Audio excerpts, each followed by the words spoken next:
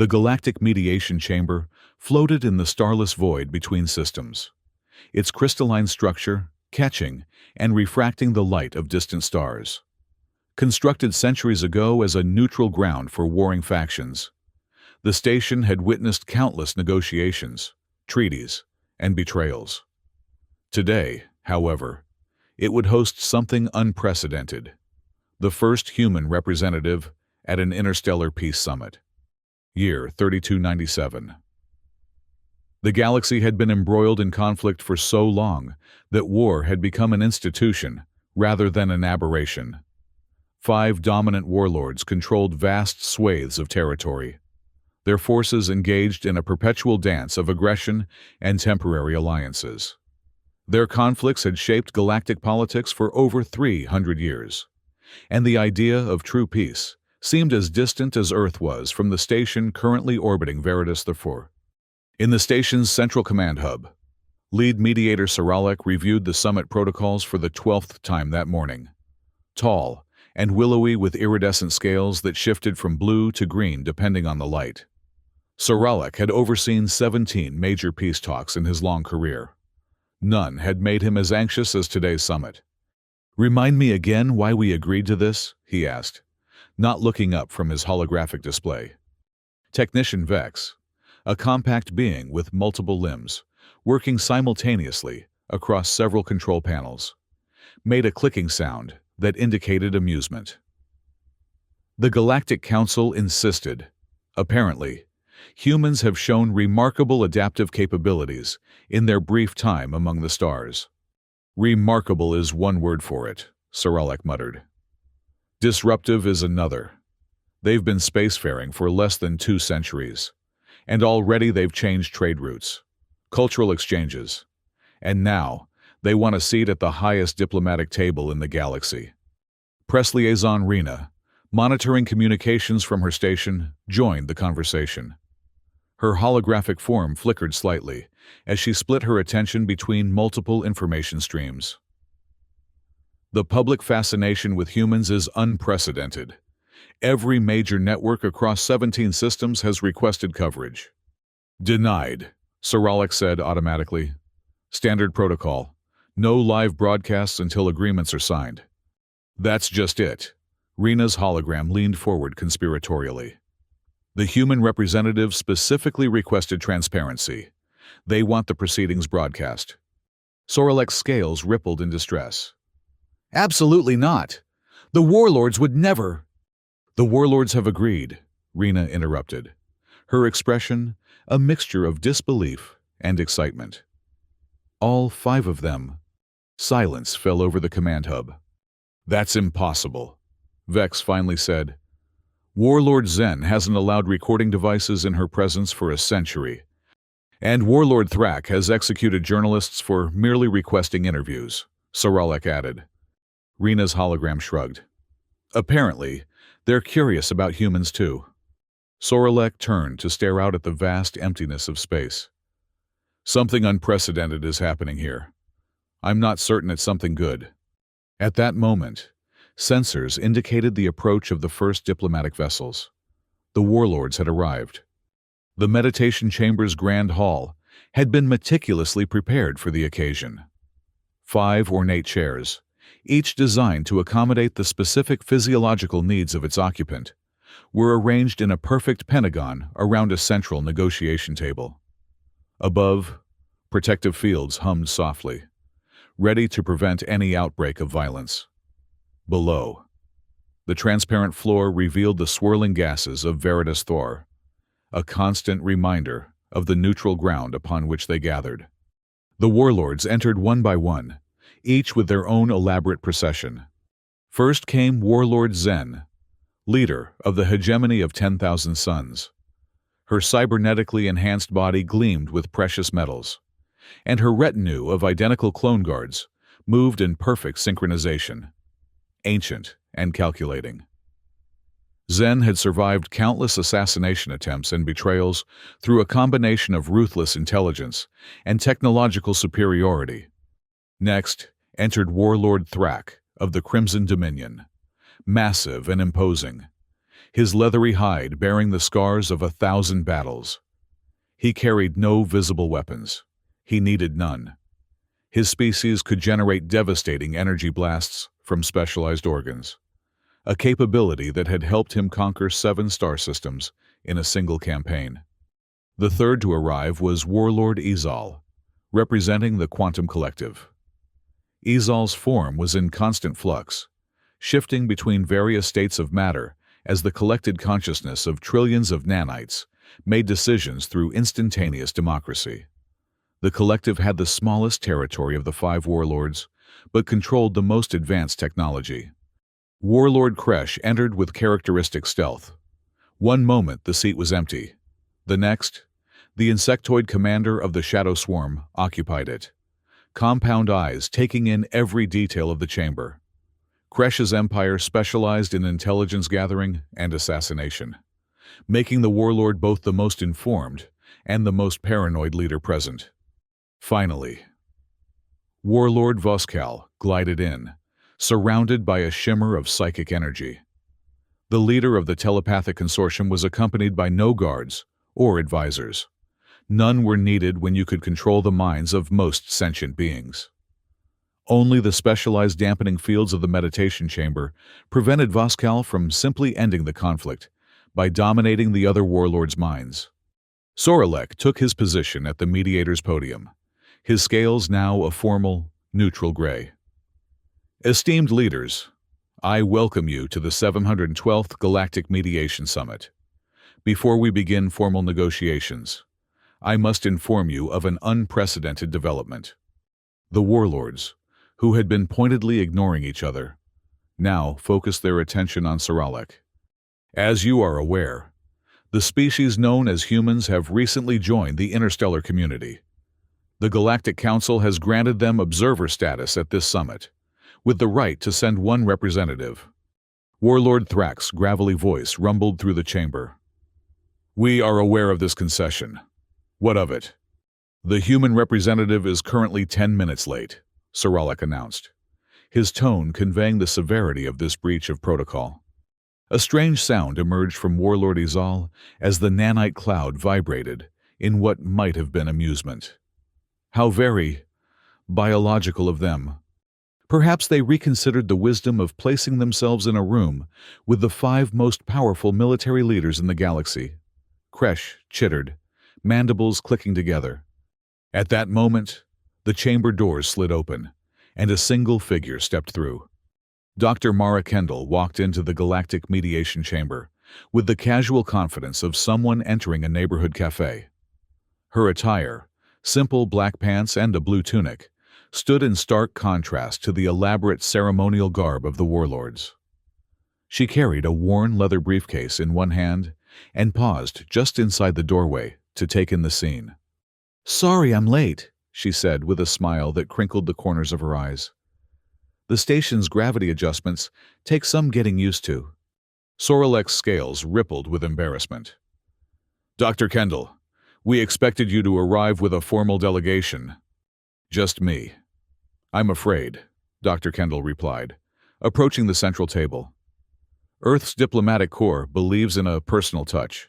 She glanced around at the warlords, making brief eye contact with each one. "Besides, I've found that too many voices can sometimes complicate honest conversation." "Honesty," Warlord Voskal's telepathic voice echoed in everyone's mind, "is rarely the purpose of diplomatic summits." Dr. Kendall nodded thoughtfully. "That may be why they've historically been so unsuccessful." A tense silence followed this observation. Soralek quickly intervened. "Dr. Kendall, as the human representative, you have been granted observer status. Your designated position is there." He gestured to a small chair set well back from the main negotiation table. Dr. Kendall glanced at the chair, then at the empty space at the Pentagon of Warlords. Without hesitation, she pulled her chair forward to join the main table, creating a lopsided hexagon. "I believe I'll be more useful here," she said simply. "If I'm going to observe, I should observe properly." Alarm signals flashed across Soralek's communication device, No one had ever presumed to join the Warlords' table without invitation. Warlord Zen's cybernetic eyes whirred as they focused on the human. Your species has existed in our space for less than 2 centuries.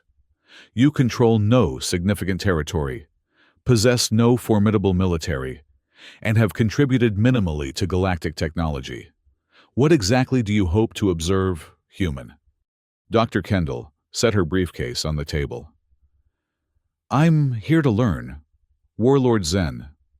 My species is new to this community, and we have much to understand about how relationships work at this scale. Relationships! Warlord Thrax's laughter boomed through the chamber. We are not here to form relationships. We are here to establish boundaries, define territories, and set the terms of our continued conflicts. Continued conflicts? Dr. Kendall raised an eyebrow. I thought this was a peace summit. The 5 warlords exchanged glances. Peace is a relative term, Warlord Kresh explained, mandibles moving precisely. We seek organized conflict rather than chaotic warfare, structured aggression rather than unpredictable violence. Dr. Kendall nodded slowly. I see. Well, while you discuss the parameters of your continued warfare, would anyone care for a cookie? She opened her briefcase and removed a small container, which she placed in the center of the table. The reaction was immediate. Defensive shields flared around each warlord, and security systems throughout the chamber went into high alert. Scan that container, Saralek ordered, his scales now a bright, alarmed red. Technician Vex's voice came through the chamber's communication system. Scanning. Results indicate organic compounds, carbohydrates, fats, proteins. No detectable toxins, explosives, or technology. They're chocolate chip, Dr. Kendall explained, seemingly unfazed by the reaction. Baked them myself this morning in the station's culinary facility. The warlord stared at the container with varying degrees of suspicion and bewilderment. Is this some form of human psychological warfare? Warlord Izal's nanite cloud contracted slightly. Not at all, Dr. Kendall replied.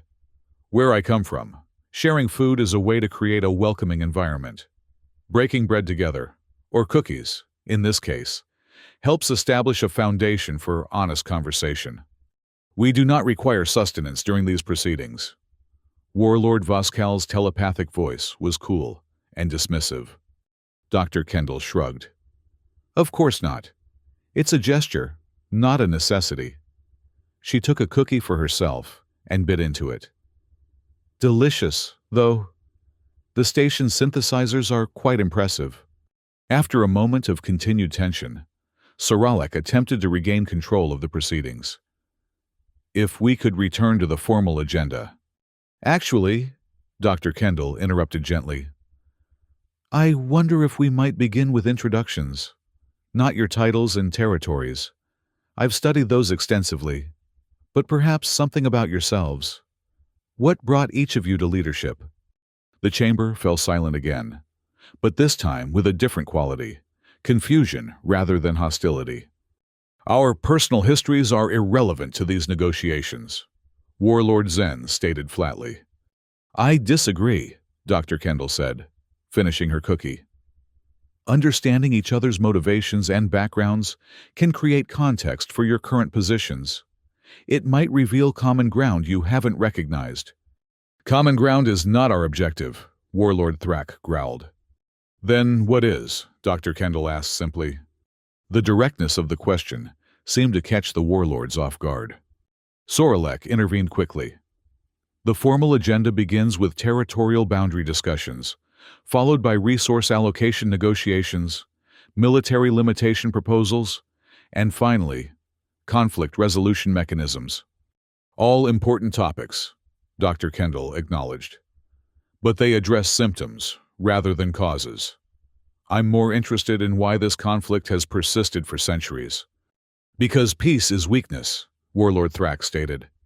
Because resources are finite, Warlord Zen added. Because power abhors equilibrium. Warlord Ezel's nanites formed the words in shimmering letters above the cloud.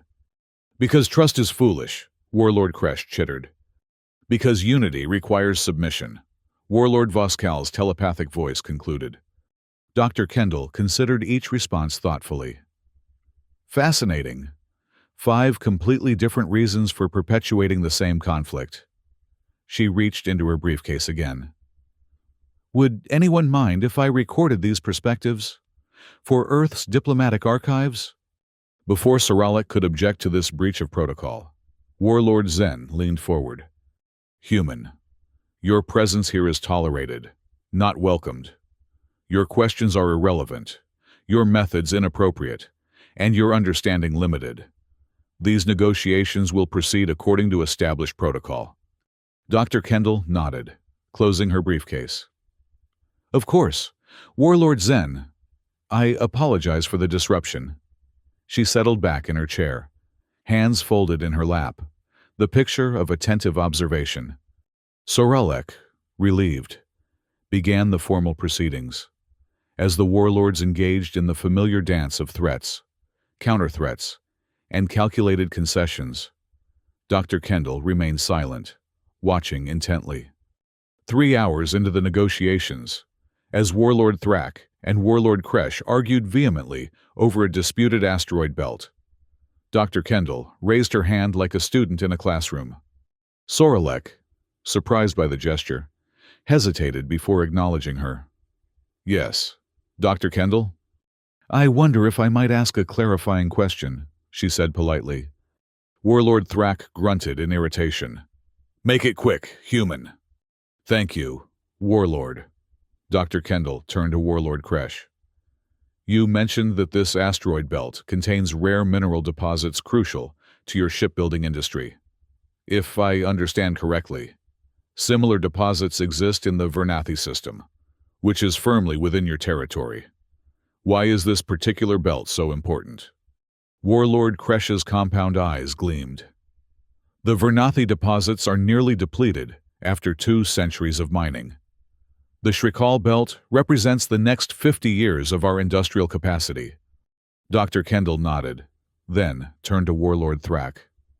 And you claim the belt based on historical presence, correct? The Crimson Dominion charted those asteroids before the Shadow Swarm even achieved spaceflight, Thrak rumbled. I see, Dr. Kendall said thoughtfully. Has either side considered a joint mining operation? Shared infrastructure might reduce extraction costs by, I'd estimate 30%, based on similar collaborations in human space. The chamber fell silent once more. Cooperation? Warlord Kresh's mandibles clicked rapidly in what might have been laughter. With the Crimson Dominion? Impossible, Warlord Thrak declared. They would sabotage operations or steal technology. As you would, Kresh countered. Dr. Kendall's expression remained neutral. On Earth, we have a saying, a rising tide lifts all boats. Sometimes competitive entities find that certain forms of cooperation benefit everyone involved. Human sayings have no relevance here, Warlord Zen interjected. These negotiations have established patterns developed over centuries. Of course, Dr. Kendall conceded. I simply offered an alternative perspective. The formal negotiations resumed, but something had shifted subtly in the chamber's atmosphere. The warlords continued their practiced arguments, yet occasionally, one would glance at the human observer with an unreadable expression. As the first day's session neared its end, Saralek announced a brief recess before the final agenda item. Dr. Kendall stood and stretched discreetly, then approached Warlord Izal, whose nanite cloud had drifted slightly apart from the others. Warlord Izal, she began tentatively. I hope I'm not intruding, but I've been fascinated by the quantum collective since I first learned of your existence. The concept of a unified consciousness composed of trillions of individual entities is remarkable. The nanite cloud shifted, forming a roughly humanoid shape. Your interest is noted, human. I understand that decisions within the collective are made through instantaneous consensus. Does that mean there's never internal disagreement? The nanite form shimmered slightly. Disagreement exists momentarily before resolution. All perspectives are considered simultaneously. That sounds incredibly efficient, Dr. Kendall said with genuine admiration. In human governance, consensus building can take years, sometimes generations. An inefficient model, Ezal observed. Perhaps, Dr. Kendall acknowledged. Though it does allow for extended consideration of minority viewpoints, which sometimes lead to unexpected innovations. She paused. I brought something for you, actually. A token of appreciation for allowing me to observe today. From her pocket, she produced a small, iridescent stone. This is a piece of opal from Earth, she explained, holding it up to the light where it scattered rainbow colors. It reminded me of how your consciousness shifts and changes, always unified, yet always in motion. The nanite cloud contracted, then expanded, individual particles moving closer to examine the stone. An aesthetic comparison, Ezal's voice emanated from the cloud. Curious. It's just a small gesture of respect, Dr. Kendall said, offering the stone. In human culture, gifts are a way of honoring new connections. After a moment's hesitation, a small tendril of nanites extended from the main cloud and enveloped the stone, drawing it into the collective. The molecular structure is indeed complex and harmonious, Ezal observed. We will analyze it further. It's not meant for analysis, Dr. Kendall said gently. It's meant to be appreciated. The nanite cloud paused, then rearranged itself to mirror the opal's rainbow pattern. Appreciation noted, Dr. Kendall. Across the chamber, the other warlords observed this exchange with varying degrees of suspicion and curiosity. When the session resumed, Dr. Kendall had returned to her seat, but the atmosphere had changed perceptibly. Warlord Ezal's contributions to the discussion seemed less adversarial, more contemplative. As the formal proceedings concluded for the day, Dr. Kendall approached each warlord in turn, offering a small token, a handcrafted metal puzzle box for Warlord Zen, a vial of Earth's oldest whiskey for Warlord Thrak, a collection of pressed flowers from Earth's most extreme environments for Warlord Kresh, and a small handwritten book of human poetry for Warlord Voskal. Each gift was presented with a brief, personal explanation of why she had selected it specifically for the recipient. Each warlord accepted with varying degrees of reluctance and curiosity. Sorelek, observing these exchanges, felt a growing sense of unease. In 3 centuries of diplomatic service, he had never witnessed anything like Dr. Kendall's approach. It defied all protocols, violated numerous customs, and yet, the warlords were engaging with her. Not warmly, not openly, but they were engaging. "What game is she playing?" he murmured to Technician Vex as they monitored the chamber's security feeds. "Unknown," Vex replied, multiple appendages working across control panels. Security scans detect no hidden technology in her gifts, no concealed weapons, no communication devices. What about psychological warfare techniques, mind-altering substances, subliminal messaging? Nothing detected, Vex confirmed. The human appears to be doing exactly what she claims, offering personalized gifts as cultural gestures. No one does that, Sorelek insisted, his scales shifting nervously.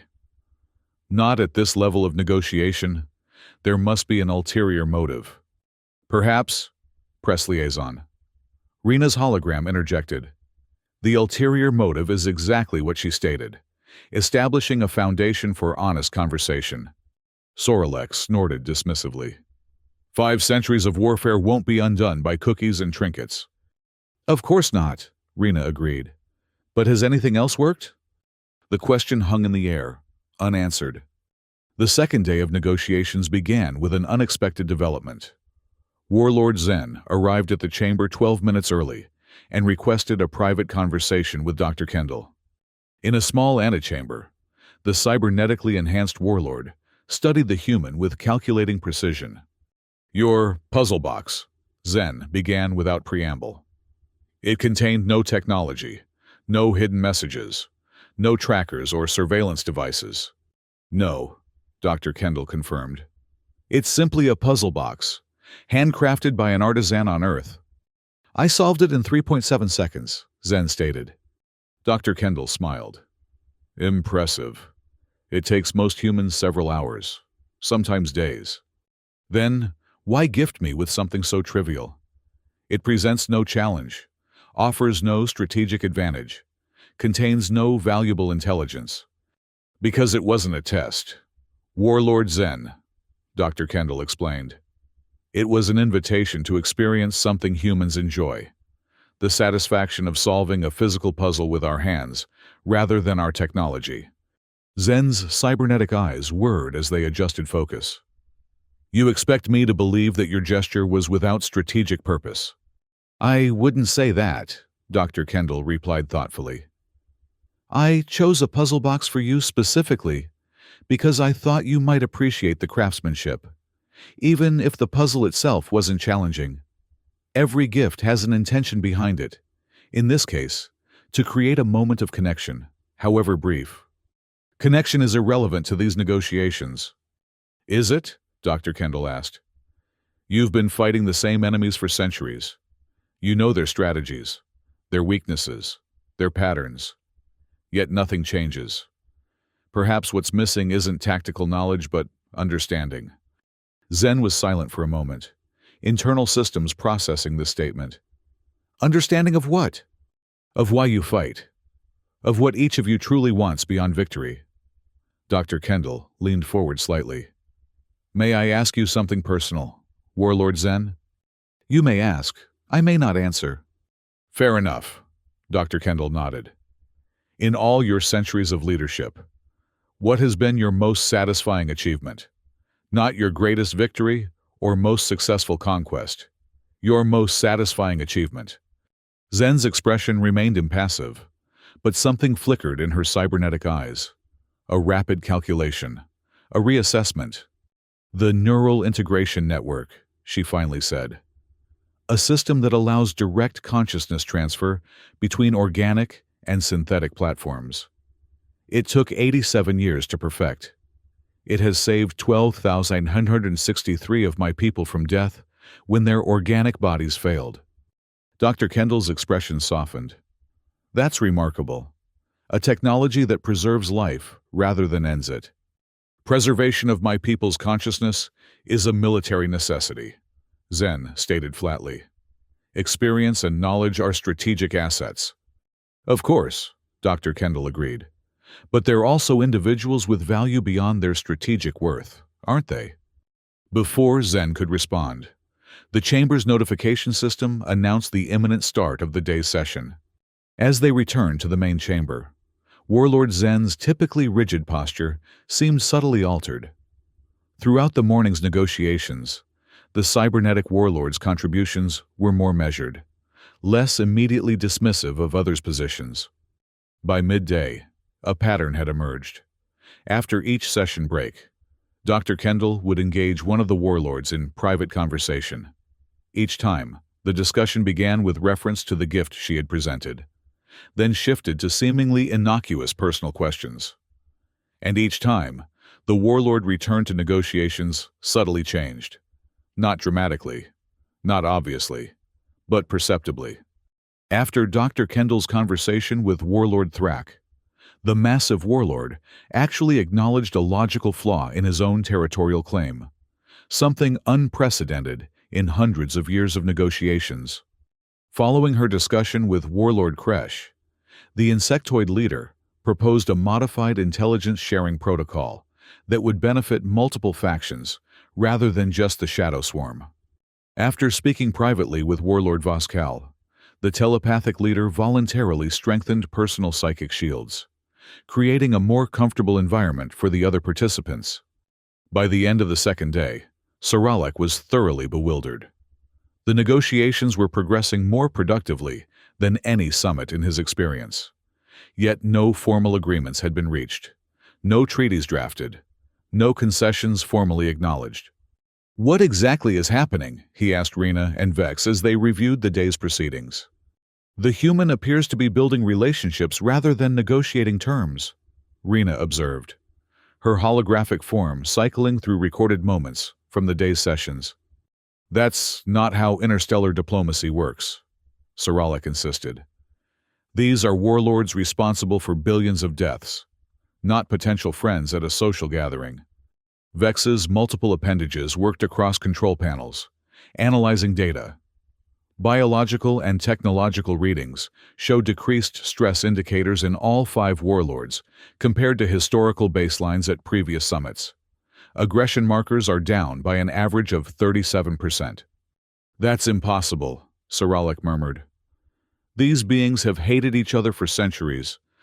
Perhaps, Rena suggested, they've been fighting for so long they've forgotten why. Saralek's scales rippled with discomfort. Tomorrow is the final day of scheduled negotiations. If no formal agreements are reached, this summit will be recorded as a failure like so many before it. Will it? Vex asked, compound eyes blinking in sequence. By what metric? The question lingered as they prepared for the summit's final day. The third morning began with an unprecedented joint request from all 5 warlords. A 1-hour private session with Dr. Kendall before formal negotiations resumed. In the central chamber, with all recording devices deactivated, and even Saralek excluded. The warlords gathered around the human diplomat. Your methods are unorthodox, Dr. Kendall, Warlord Zen began. Disruptive, Warlord Thrak added. Intriguing, Warlord Izal's nanite cloud formed the word above them. Dangerous, chittered Warlord Kresh. Transformative, Warlord Voskal's telepathic voice concluded. Dr. Kendall looked at each of them in turn. I take it you've been discussing me. We have been reassessing the purpose of these negotiations, Warlord Zen clarified. For centuries, we have engaged in a predictable cycle of limited concessions and calculated aggression. Nothing fundamentally changes. Then why continue? Dr. Kendall asked simply. The question hung in the air between them. War is what we know, Warlord Thrak rumbled. It is what made us leaders. It is what keeps us leaders, Warlord Kresh amended. Our respective civilizations are structured around conflict. Our economies, our social hierarchies, our technological development, all oriented toward continued warfare. So peace isn't actually an option, Dr. Kendall observed. Not without fundamental restructuring of our societies. Warlord Izal's nanites formed complex, shifting patterns. The probability of successful transition to peace economies across all 5 civilizations simultaneously is infinitesimally small. Dr. Kendall nodded thoughtfully. On Earth, we have a concept called a paradigm shift, a fundamental change in how we understand or approach something. They're rare and often resisted, but when they happen, they can transform what seemed impossible into the inevitable. You believe such a shift is possible here? Warlord Voskal's telepathic voice carried a note of genuine curiosity. I don't know, Dr. Kendall admitted. But I do know that the first step is recognizing that the current paradigm isn't working. By your own assessment, these conflicts have reached a stalemate that benefits none of you in the long term. What alternative do you propose? Warlord Zen asked. Dr. Kendall smiled gently. That's not for me to decide. I'm just an observer, remember? The future of your civilizations must be determined by you. A long silence followed, broken eventually by the soft hum of Warlord Izal's nanites rearranging themselves. We require time to consider alternatives. The nanite cloud formed the words slowly. These negotiations cannot continue under the current framework. One by one, the other warlords nodded in agreement. When the chamber doors reopened and Saralek was permitted to enter, he found a scene he could never have imagined. The 5 most powerful and feared leaders in the galaxy, sitting in a circle with a human diplomat, sharing the remaining cookies from her container, and engaged in what appeared to be casual conversation. Mediator Saralek, Warlord Zen addressed him formally. The hegemony of 10,000 suns hereby withdraws from these negotiations due to critical fleet reorganization requirements. Before Saralek could process this statement, Warlord Thrax stood. The Crimson Dominion also withdraws. Our Leadership Council requires immediate consultation regarding fundamental strategic reassessment. The Quantum Collective must analyze an emerging probability cascade that could fundamentally alter our approach to interstellar relations. Warlord Izal's nanites formed the words clearly. The Shadow Swarm detects pattern anomalies that necessitate comprehensive intelligence recalibration. Warlord Kresh chittered, already moving toward the exit. The telepathic consortium has identified a psychic convergence opportunity that cannot be delayed. Warlord Voskal's telepathic voice was already fading as the warlord departed. Within moments, the chamber held only Saralek and Dr. Kendall. The mediator's scales had turned a pale, shocked white. "What just happened?" he asked, his voice barely above a whisper. Dr. Kendall gathered the empty cookie container and brushed crumbs from the table. "I believe they all had urgent matters to attend to." "That's impossible." Saralek's voice strengthened with indignation. "In 5 centuries of conflict, all 5 warlords have never simultaneously withdrawn from negotiations. Their excuses were transparent fabrications." "What did you do?" Dr. Kendall closed her briefcase with a soft click. "We had a conversation." "About what?" "About paradigms and possibilities." She smiled gently. "About cookies and poetry and whiskey and puzzles and opals. About neural networks and asteroid mining and quantum probability and biological adaptation and telepathic ethics." "That's not an answer!" Saralek's scales flashed in agitation. "Isn't it?" Dr. Kendall stood and straightened her simple blue tunic. "Sometimes the most important diplomatic outcome isn't what's written in treaties, but what changes in minds." Saralek stared at the 5 empty chairs surrounding the negotiation table. "The summit has failed. No agreements were reached, no treaties signed, no concessions formalized." "And yet," Dr. Kendall observed, "no one is currently at war." As the human diplomat departed, Saralek remained in the empty chamber, trying to comprehend what had transpired.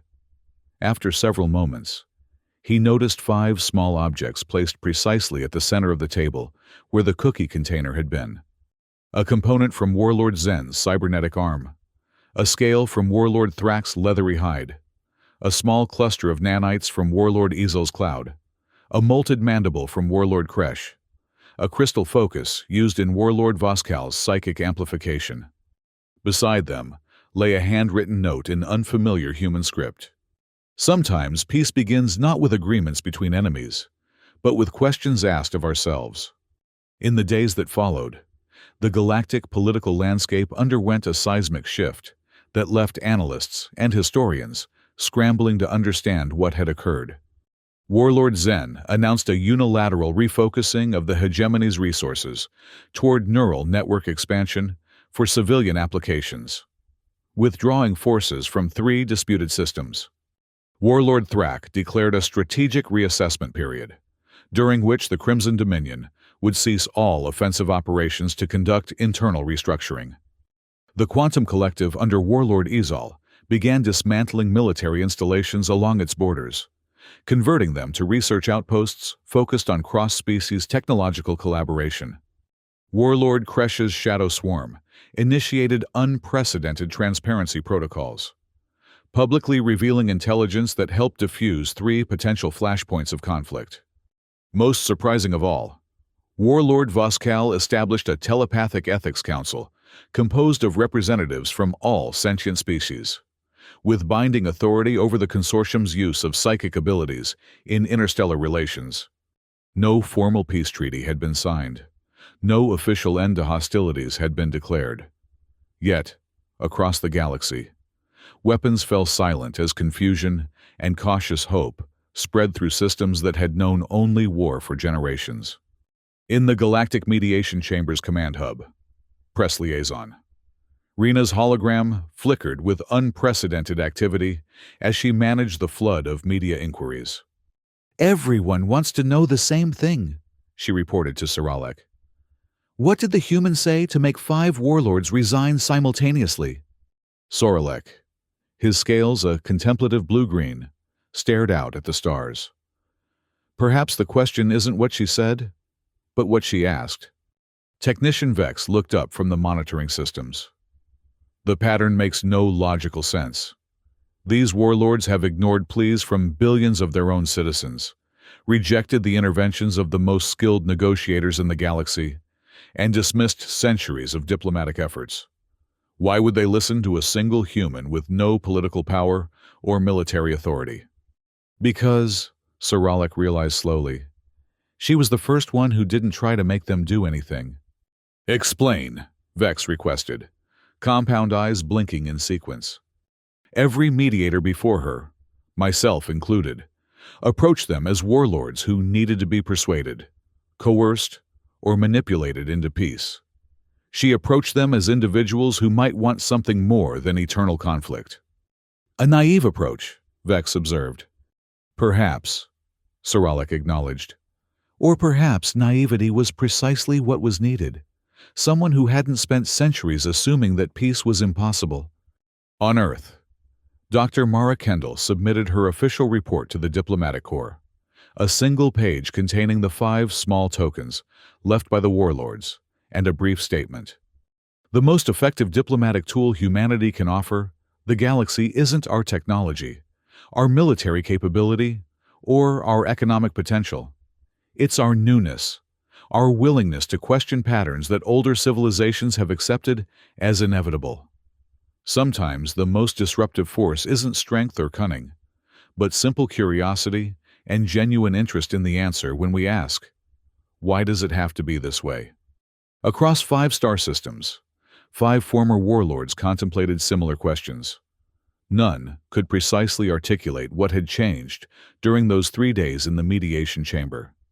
Yet each kept a small Earth token nearby, a puzzle box, a now empty whiskey vial, a piece of opal, pressed flowers, a book of poetry, tangible reminders that alternatives existed to the paradigms they had accepted for centuries.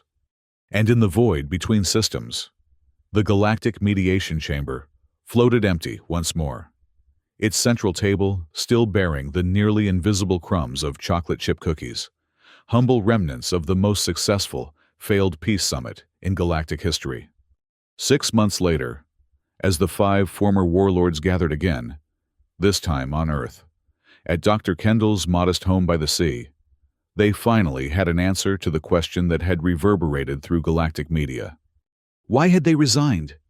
Because, Warlord Zen explained, her cybernetic components now devoted to medical rather than military functions. For the first time in 5 centuries, someone offered us cookies instead of strategies.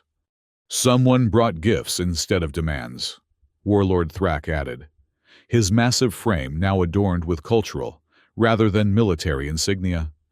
Someone asked what we wanted rather than what we would concede. Warlord Izal's nanites formed the words in a gentle pattern. Someone saw us as beings rather than enemies. Warlord Kresh chittered softly. Someone listened rather than spoke, Warlord Voskal's telepathic voice concluded. Dr. Kendall, setting out a fresh batch of cookies for her unlikely friends, smiled. Sometimes the simplest gestures are the most revolutionary. And across the galaxy, civilizations that had organized themselves around eternal conflict began the long, uncertain, but hopeful process of learning how to exist in peace, all because a human had attended peace talks, bearing cookies and questions rather than strategies and demands. And 5 warlords had found the courage to imagine a different answer.